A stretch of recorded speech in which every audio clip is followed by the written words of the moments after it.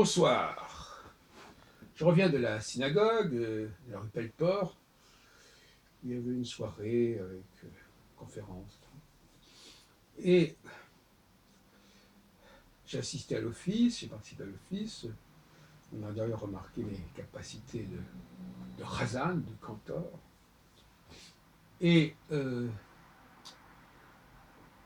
donc il y avait la lecture du schéma Israël. Et alors, ce schéma Israël, il est assez étonnant. C'est assez étonnant parce que il ne dit pas de quoi il parle.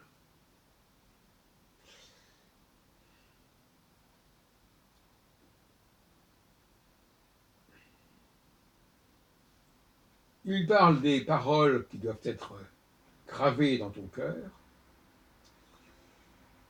Il parle des commandements. Mais à aucun moment, il ne donne la liste de ces commandements.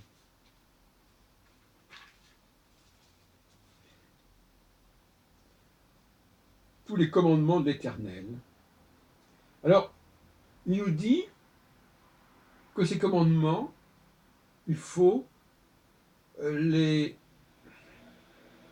s'y référer symboliquement. Dans les vêtements, dans l'encadrement des portes, les franges. Les franges dont la vue vous rappellera tous les commandements de l'Éternel. Alors ça, c'est la question des tzitzit. Voilà. Vous accomplirez tous mes commandements et vous serez ainsi saints pour votre Dieu.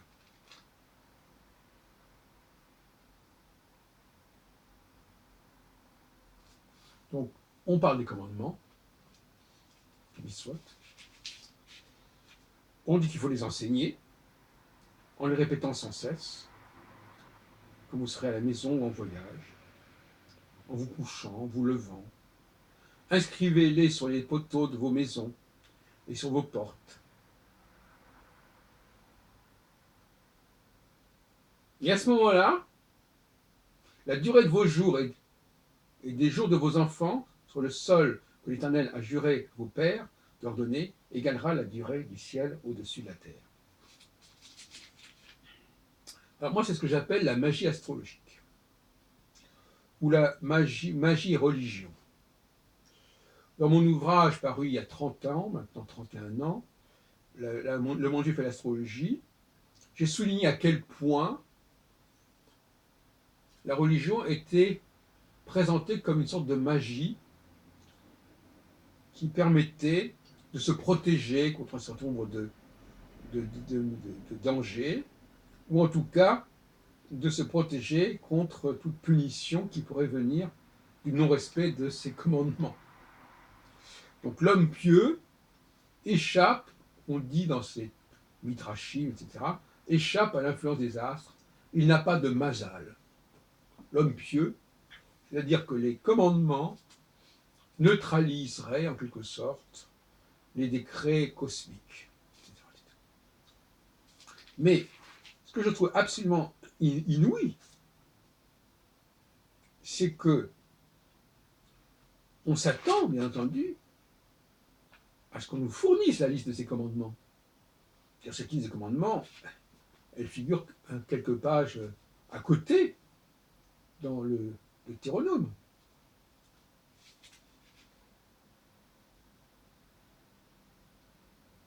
Ou dans les nombres. Et, bien entendu, dans l'Exode. Alors, on a demandé au rabbin pourquoi il n'y avait pas la liste des commandements. Pourtant, c'est pas très long, la liste des commandements, qu'on trouve à 2 reprises. Alors, il nous a répondu, ah oui, mais vous savez, des commandements, il y en a un peu partout. Quand l'Éternel dit qu'on va les répéter en voyage, etc., et en permanence, il s'agit bien d'une liste limitée de commandement. Il ne s'agit pas d'un océan de commandements. Il s'agit bien des 10 commandements. Ces 10 commandements qui sont gravés sur des tables et qui se trouvent mis en bonne place dans les synagogues. Ce sont 2 tables, chacune comportant le début de chacun des commandements. Bon, j'ai déjà discuté la question des 10 commandements, s'il y en a 8, s'il y en a 10, ce n'est pas le sujet ici, c'est d'un autre aspect que j'aborde avec vous, c'est, je répète encore cette formule, enseignez-les à vos enfants en les répétant sans cesse. On dirait qu'on a un mantra. En les répétant sans cesse, quand vous serez à la maison ou en voyage. Je vous assure que là, on a vraiment, quand on connaît un peu les pratiques religieuses, les pratiques sectaires, là, on croit qu'il s'agit bien de ça. Il s'agit d'une forme. En fait, ces 10 commandements seraient une sorte de mantra que l'on devrait prononcer indéfiniment, comme une sorte de chapelet, en fin de compte. Tu ne feras pas ceci, tu ne feras pas cela, tu ne convoiteras pas, etc. Et ça tient en quelques lignes, donc on peut effectivement les répéter indéfiniment. Hein. Alors, le fait de ne pas les répéter, qu'est-ce que ça signifie? C'est là qu'on peut se poser une question. Qu'est-ce que ça signifie de ne pas répéter les commandements? Qui se trouve donc en Exode chapitre 20. Alors je l'ai dit en français, mais c'est très court. Ne commets point d'homicide, ne commets point d'adultère, ne commets point de larcin, ne rends point contre ton prochain, faux témoin. Ce sont des formules qui sont extrêmement courtes, qui sont lapidaires, qui sont à mon avis peut-être tronquées. Mais il y a ces 10 commandements, ou ces 7 commandements, comme on voudra, ce sont les mitzvot. Et on ne comprend pas pourquoi le schéma Israël annonce les commandements, recommande les commandements, dit que ces commandements, il faut les répéter constamment, en quelque sorte, pour avoir le bon œil, pour avoir la bonne chance, et il ne donne pas la liste. Alors, la seule explication qu'on pourrait trouver, ce serait que ces commandements sont sacrés. C'est-à-dire qu'ils sont sacrés et ils sont secrets. Et donc, s'ils sont secrets, eh bien, il ne faut pas les signaler parce que les autres pourraient s'en emparer et pourraient s'approprier un certain nombre de grâces qui sont réservées au peuple hébreu. C'est la seule explication que je vois de ce côté allusif aux 10 commandements. On te parle des commandements, on annonce les commandements, on signale les commandements, on dit à quel point ils sont importants, mais on ne les donne pas. Parce que la liste, en quelque sorte, la liste en hébreu de ces commandements a un caractère magique, un caractère sacré. Hein? On nous dit parfois qu'il ne faut pas prononcer le nom de Dieu, mais là, à mon avis, il ne faut pas prononcer le nom des commandements. Et si on insiste à ce point sur la présence de ces commandements, sur l'omniprésence de ces commandements, qu'ils soient cachés dans des mezuzot, dans des petites boîtes, qu'ils soient, comment dirais-je, qu'on se les rappelle, n'est-ce pas, avec les franges, cela formera, comment c'est déjà? Ajouter à la frange de chaque coin un cordon d'azur, cordon bleu.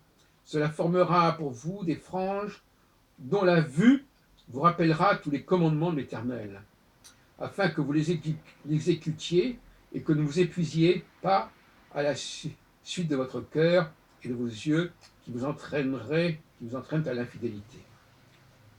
Vous vous rappellerez ainsi et vous accomplirez tous mes commandements.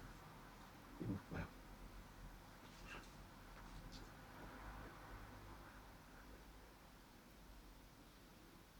Donc, c'est ça qu'il faut retenir, n'est-ce pas? Mes commandements, le mot mes commandements, c'est le mot mitzvot, qui vient de le mot, le verbe qui veut dire ordonner, commander. Et donc, c'est au chapitre, alors c'est dans le nombre, au chapitre 15 verset 37-41, qu'on trouve aussi cette notion-là. Bon, donc, je répète, à mon avis, tout simplement, ces commandements sont sacrés. Et ces commandements, je vous signale que dans le schéma Israël, curieusement, il y a des passages qu'il ne faut pas lire à haute voix. Eh bien, ces passages qu'il ne faut pas lire à haute voix, c'est probablement les commandements. Et ce ne sont pas les textes dont on le propose et qui ne veulent rien dire, parce que de toute façon, ils ne font qu'évoquer les commandements. On me demande là, il y a aussi une déperdition de sens. Le schéma Israël doit être récité, et l'on doit réciter à voix basse, ou même garder pour soi, la liste des 10 commandements, parce que c'est cela qui est sacré. Autrement dit, ce qui est sacré dans la pratique juive, ce n'est pas le nom de Dieu lui-même, c'est les mantras liés au commandement, au mitzvot.